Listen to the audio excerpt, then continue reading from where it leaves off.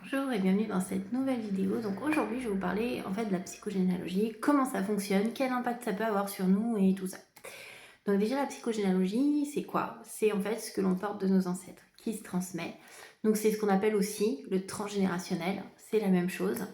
Et en fait, c'est ce qui est transmis par des comportements, des attitudes, des croyances, par des phrases qu'on répète. Et en fait, on les intègre en nous. Par exemple, on a pu toujours entendre dire quand on était enfant: «Ah mais il faut travailler dur pour réussir, il faut bien travailler à l'école pour réussir», enfin ce genre de choses qui en fait sont des croyances qu'on intègre et même si on évolue, on se dit: «Ah mais c'est possible autrement», les croyances sont tellement intégrées qu'elles restent. Il y a aussi les traumatismes vécus par nos ancêtres qui en fait, à un moment donné, quand ils ont vécu un traumatisme, ça a changé leur comportement, leur façon d'agir, les choses comme ça. Et ça aussi, en fait, ça se transmet à leurs enfants, qui portent du coup en eux, qui transmettent à leurs enfants encore et encore, génération après génération. La psychogénéalogie, en gros, c'est ça. Et pourquoi on porte ces choses-là, on n'arrive pas à s'en libérer? C'est par loyauté familiale. C'est ce que nous a transmis notre famille, donc on le garde, et on le garde dans le côté négatif. Donc c'est pour ça que c'est quelque chose de très puissant.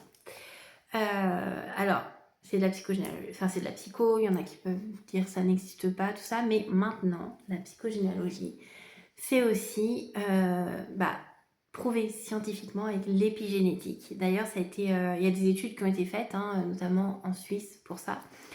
Ça a été beaucoup étudié, notamment par rapport au comportement, enfin à ce qu'ont pu vivre des descendants de l'Holocauste. Et il y a eu des études de fait, notamment sur des rats, ils ont fait des études. Et ça a été donc prouvé scientifiquement par des études même sur des humains au niveau de l'ADN et sur des animaux au niveau du comportement, qu'un traumatisme ou quelque chose de vécu se transmet, enfin en fait s'intègre dans notre corps et se transmet aux descendants. Et notamment les études qui ont été faites au niveau de sur des rats, sur des souris, ont montré que ce qui leur avait été transmis ne se transmet pas parce que ça leur a été dit, mais vraiment parce que c'est dans les gènes, parce qu'en fait ils ont fait des études sur des rats mâles et donc ils ont fait des enfants, enfin des bébés, qui n'ont jamais été élevés ensemble et ils avaient le même comportement. En fait, ils faisaient sentir une odeur et quand ils faisaient sentir cette odeur, ils mettaient une charge électrique.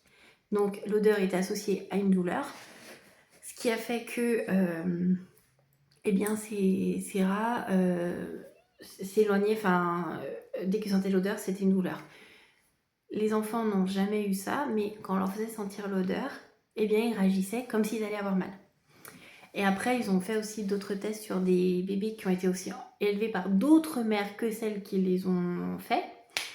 Et le résultat était le même. Donc, comme quoi, c'est vraiment dans les gènes. Vraiment. Donc, en psychogénéalogie, on parle vraiment de comportement, de phrases, de ce qui est dit, qui est transmis, d'attitude, voilà.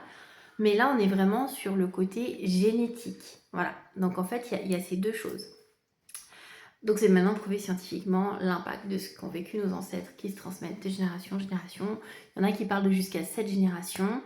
Mais en fait, le truc, moi, c'est ce que je me dis, c'est que, par exemple, bon, on prend l'exemple de la génération là aujourd'hui. Donc, ok, par exemple, alors, moi, de ce que j'ai expérimenté, de ce que j'ai vu, d'ailleurs, de ce que je fais dans mes vidéos, souvent, je prends les arrière-grands-parents parce que il y a un certain effet sur ce qu'ont vécu nos arrière-grands-parents qu'on peut revivre. Mais nos parents, nos grands-parents aussi, et même les générations dessus, donc jusqu'à 7. Mais admettons, quelqu'un aujourd'hui qui pense qu'il a vécu son arrière-grand-père, d'accord, qui répète un schéma, qui est bloqué par rapport à ce qu'a vécu son arrière-grand-père, d'accord. Mais ce traumatisme de son arrière-grand-père peut avoir été un impact par rapport à lui-même, à son grand-père, qui lui-même a pu l'avoir par son père, voire son grand-père, qui avait aussi pu l'avoir par son arrière-grand-père. Enfin, donc en fait, cette génération se comporte, oui, mais la 7e génération qui a aussi porté ça au-dessus, le prenait aussi de la 7e, enfin de la 4e, 5e, 7e génération au-dessus. Donc c'est quelque chose, voilà, tant qu'on casse pas le cycle, on continue à porter. Après, l'objectif n'est pas vraiment de se libérer, d'être dans le déni de ce qu'ont vécu nos ancêtres, de dire non, mais non, de toute façon, plus on va être dans le déni pour dire non, je suis pas comme eux, machin, plus on va attirer ce genre de blocage. L'objectif, c'est vraiment, c'est ok, on a un truc qui nous bloque. Comment est-ce que ça m'impacte? Je me libère du poids négatif de ce que je porte et je le transforme pour en faire une force. Ce qui était une faiblesse, j'en fais une force. Je m'en sers comme atout parce que je me libère de la charge négative de ce qui m'a été transmis.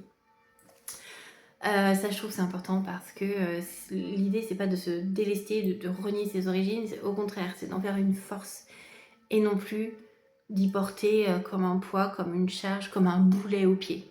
Hein. Mais que ce soit pas un boulet, mais quelque chose de... Enfin, un moteur, en fait. Et non pas un boulet qu'on tire.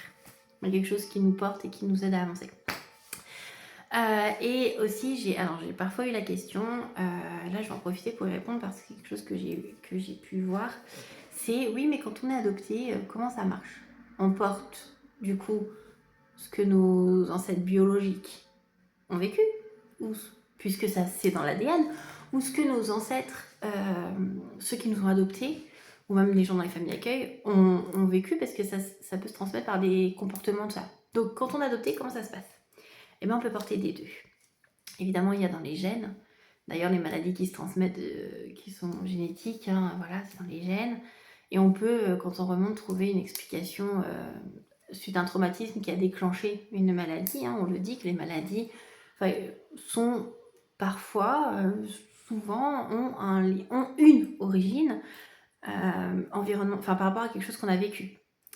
Et qui vient après s'intégrer dans le corps, en fait. Voilà, donc oui, on peut avoir ce qu'on a vécu donc évidemment par nos parents biologiques, mais aussi on peut porter des mémoires, des souffrances de nos parents adoptifs, voire de nos familles d'accueil, pour ceux qui sont en famille d'accueil. Et ça, moi, je l'ai vu, parce que à une époque, je faisais des lectures d'âme, donc je libérais pas, juste je regardais, parce que la personne portait en mémoire. Et alors clairement j'ai arrêté parce que je trouvais ça pas intéressant, parce que c'est quand on voit le problème, autant le libérer, parce que savoir c'est bien, ça aide à comprendre, mais ça libère pas. Bref, petite parenthèse. Donc j'avais arrêté de faire ça, mais quand je faisais ces lectures d'âme, j'ai une dame qui m'avait demandé de voir ce que je voyais, ce qu'elle portait. Et j'ai vu une mémoire qu'elle portait d'ancêtre. C'était une mémoire où en fait c'était, je voyais un bébé et en fait son père partait à la guerre, à la Première Guerre mondiale, il partait. Il était appelé comme beaucoup et il est parti, en fait il est jamais revenu, il a été porté disparu très longtemps, on savait pas s'il reviendrait ou pas, le deuil était impossible à faire, parce que, et s'il revenait, et si il était perdu quelque part, s'il était prisonnier, enfin et après, il a été déclaré mort et le corps a dû être remis à la famille, il me semble. Mais c'est devenu quelque chose de très tabou. On n'en parle pas, on ne dit pas. C'était vraiment quelque chose de très douloureux. Et donc, j'avais vu vraiment cette petite fille qui était un bébé hein, quand son père est parti. Donc, je dis ça. Donc, voilà, c'est dans ma lecture d'âme. La personne la reçoit, elle me dit, mais c'est dingue. Parce que cette histoire-là, cette petite fille, donc c'était une dame qui avait déjà une cinquantaine d'années, hein, 50-60 ans. Elle me dit, mais cette petite fille-là que vous voyez, en fait, elle me dit, j'ai été placée quand j'avais 3 ans, je crois, 2 ou 3 ans, en famille d'accueil. Et après, je suis restée toujours dans cette famille, c'est eux qui m'ont élevée, voilà. Mais cette petite fille que vous voyez, ce bébé, c'est ma mère d'accueil. C'est ce qu'elle a vécu. Son père a été emmené pendant la Première Guerre mondiale. Et jamais revenu, c'est devenu quelque chose de tabou. C'est ce qu'a vécu ma mère d'adoption, enfin d'accueil, même pas adoptée, hein, vraiment d'accueil. Et cette mémoire, je l'ai vue à travers elle, à travers cet enfant qui était en famille d'accueil. Parce que moi, je n'avais qu'elle comme référence pour voir les mémoires. Donc, elle portait de sa mère de famille d'accueil, même pas d'adoption. Et elle arrivait, elle avait 3 ans. Mais en elle, elle portait cette mémoire parce que je l'ai vue comme ça, la mémoire. Voilà, donc comme quoi on porte, que ce soit les gens qui nous ont élevés, d'ailleurs on peut porter des fois aussi des mémoires d'oncles et tantes, qui ont pu être proches de la famille, même si c'est plusieurs générations de gens qu'on n'a pas forcément connus, on peut porter ce qu'ils ont vécu. Notamment ceux qui n'ont pas eu d'enfants, ou même s'ils ont eu des enfants, mais ils ont été proches de leurs frères et sœurs, de leurs neveux nièces, et en fait ils peuvent aussi porter ça. Donc voilà, j'avais envie de vous partager ça. Expliquer un peu ça. Alors après, voilà, comme je disais, pourquoi s'en libérer? Parce qu'en fait, souvent, c'est des freins. On le porte vraiment comme un poids, ce sont des souffrances, des traumatismes, des choses très difficiles.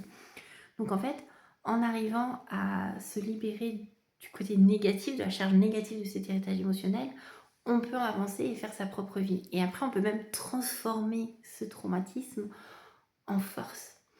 Par exemple, quelqu'un qui a été effacé, qui a été voilà, un peu mis de côté, qui va continuer à vivre ça parce que c'est quelque chose qu'a vécu ses ancêtres.